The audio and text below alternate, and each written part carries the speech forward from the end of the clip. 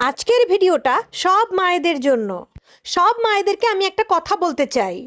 আপনারা যে নিজের মেয়েদের বিয়ের আগে মেয়েদেরকে বলেন যে যেখানেই ঘোরো যেখানেই যাও নিজের স্বামীর সাথে যাও, মানে বিয়ের আগে মেয়েকে কোথাও যেতে দেন না, না ঘুরতে যেতে দেন, না বেড়াতে যেতে দেন, না কোথাও আপনারা যেতে দেন। সব সময় বলে থাকেন যে যেখানেই যাও বিয়ের পরে স্বামীর সাথে যাবা। এই কথাটা আপনারা কেন বলেন?